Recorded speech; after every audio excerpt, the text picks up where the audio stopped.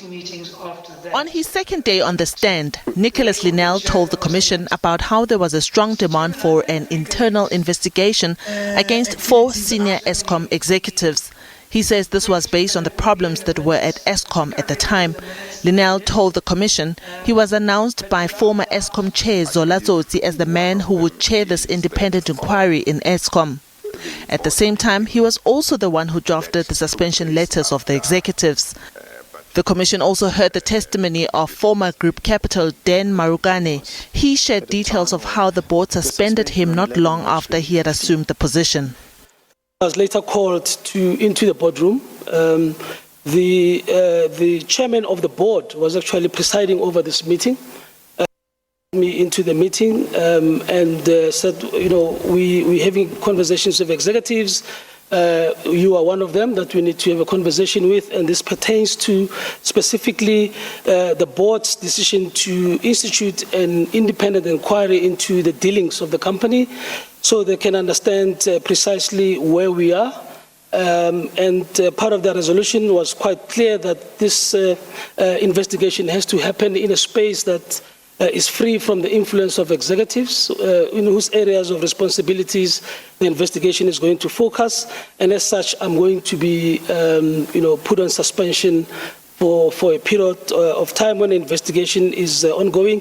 He made it very clear, Chair, that the investigation will take no longer than 3 months, and also was quite at pains to explain that there is nothing wrong or any allegations against me that have been tabled. They need to create an atmosphere that is free to get to the bottom of the issues. Yeah. Former Financial Director Tsholofelo Molefe was the last to take the stand. She told the Commission about how a crucial Eskom board meeting to sign off the company's financial results was cancelled at the last minute under the instructions of a Gupta associate.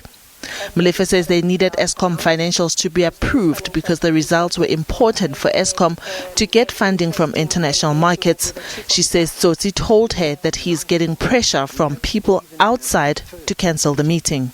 Impressed upon him, in fact, not to cancel the meeting because he was aware as well that we needed to have the financials approved, have the interim results announced, because those financials were important for us to go and raise funding on the international market.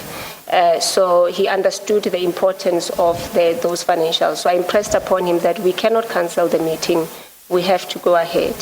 He then said to me he will speak, he will think about it and he'll come back to me. He came back to me, I think, just under an hour. Indicating that, in fact, he didn't come back to me. The secretary, the company secretary, sent us messages to all board members to say the chairman has requested the meeting to be cancelled, and that he is going to have a meeting tomorrow with the shareholder, the Minister Lim Brown at the time, to discuss the matter. I had impressed on him I then called him again. I said, Mr. Tsotsi, these results are very important. I don't think it's a good idea to cancel the meeting. And I actually asked him, but who is asking that we cancel the meeting? Is it the board? Is it the shareholder? And he said to me, it is people from outside. He would not tell me who it was, but he just said that he is getting pressure from people from outside to cancel the board meeting. Thank you. Diabo Seto, SABC News, Johannesburg.